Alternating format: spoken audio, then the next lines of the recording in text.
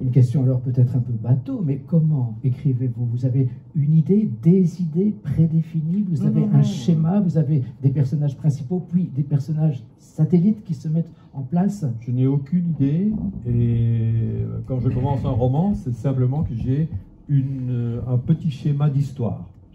Puisque pour moi, un roman, c'est l'histoire. Je sais bien que tous les romanciers ne considèrent pas que le roman soit des histoires, hein, mais il y a des romanciers qui pensent que le roman, c'est uniquement leur vie, par exemple. Nous en connaissons.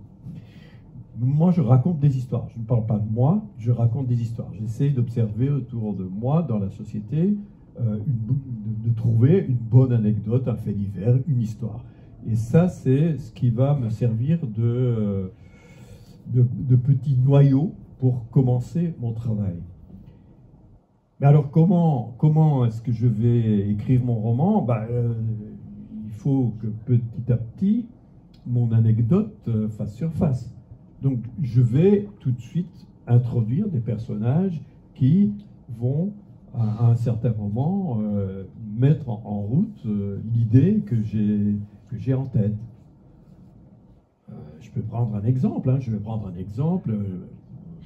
Prenons mon roman Fausses innocences. C'est un roman dans lequel j'avais envie de raconter l'histoire d'une femme qui vient déclarer la mort de son mari à l'état civil alors qu'il n'est pas mort. Et si vous ne l'avez pas lu, c'est pas grave. Pour quelle raison? Parce que voilà, elle a de gros problèmes avec cet homme et elle est très très fâchée contre lui, et comme il vient de partir à l'étranger, etc. Donc elle décide d'en terminer avec lui et elle va à l'état civil et elle déclare qu'il est mort. Bon, ça c'était ce que je voulais raconter. Je savais en commençant le roman que j'aurais cette scène-là, qu'il y aurait un moment, cette femme devant l'officier d'état civil, comme ça se passe dans un petit village, comme d'habitude chez moi. Bon, c'est évidemment le bourgmestre. Elle va trouver le bourgmestre et lui annoncer la mort de son mari. Bon, comment est-ce que je vais raconter ça? Je me dis, je vais commencer par le bourgmestre, pour ne pas raconter toute son histoire. Il faut quand même mettre un certain suspense. Bon, je vais mettre... Et donc, je mets mon bourgmestre en route. On est samedi soir, il est allé faire un tour, il a bu quelques verres, etc. Moi, je raconte deux, trois petites choses à son sujet. Il rentre chez lui. Je me dis... peut-être que l'idée me vient à ce moment-là. Hein, peut-être que ce serait intéressant qu'il soit célibataire et que peut-être il ne soit pas étranger, cette personne qui va bientôt apparaître dans le roman ne lui soit pas totalement indifférente. Donc je vais en faire un célibataire, je le garde sous le coude comme ça. Bon, alors s'il est célibataire, voyons, il rentre chez lui, il y a comme quelqu'un chez lui parce que sinon j'aurais pas de dialogue. Donc il faudrait mieux que j'ai des dialogues. Donc voilà, il vit avec sa vieille mère, comme ça se fait encore quelques fois dans les campagnes. Bon, il ne s'est pas marié parce que, bon, il y a ces traditions qui subsistent encore. Peut-être pas ici en Antoine parce que vous êtes très, très développé, mais enfin, nous, en Ardennes, il y a quelqu'un dans la famille qui va rester avec les vieux parents. Et lui, c'est lui qui a été choisi, il a 46 ans, mais il vit avec sa vieille mère. Bon, ça, je n'ai pas du tout pensé à la vieille mère en commençant, hein. Mais maintenant, j'ai ma vieille mère. Je dis, comment elle est, ma vieille mère? Je vais lui donner un mauvais caractère, ça sera plus amusant. Parce que si elle est gentille, etc. Acariâtre. Elle est acariâtre. Elle est carrément acariâtre. Donc, il rentre à 3h du matin, mais elle l'attend, bien qu'il ait 46 ans. Il y a de la lumière dans sa chambre. Elle se demande où il est passé, etc.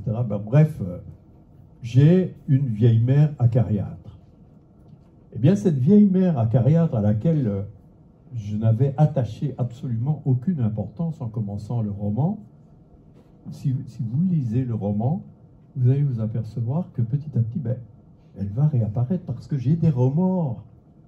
Quand je continue à écrire, je me dis, mais c'est facile hein, de mettre en scène une personne acariâtre. Mais pourquoi elle est acariâtre? Je dis, elle a peut-être des raisons. Elle a peut-être des raisons d'être amère. Elle a peut-être des raisons pas être en très bonne relation avec ce fils prétendument généreux qui s'occupe d'elle, etc. Et donc ce personnage, auquel je ne pensais pas du tout pour mon histoire, il va occuper une place de plus en plus importante dans le roman, au point que, sait-on jamais si vous lisez un roman, vous vous apercevrez que c'est le personnage clé du roman. Donc, quand vous me demandez comment je travaille, j'en sais rien. Je m'aventure dans mon histoire et j'attends que mon histoire m'apporte des surprises.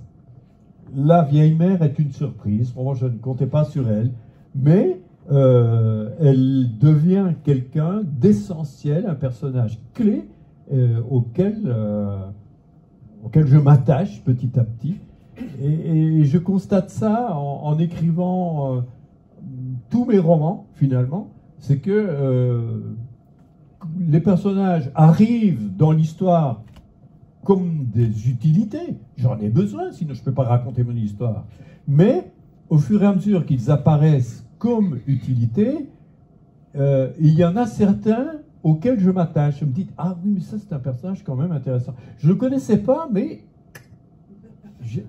je le retiens. Et il va occuper peu à peu une place qui peut être même essentielle dans le roman. C'est même une chose qui pour refaire avec Jean-Luc de la philosophie, parce que c'est un grand philosophe, c'est peut-être même une chose qui, moi, me séduit du point de vue intellectuel.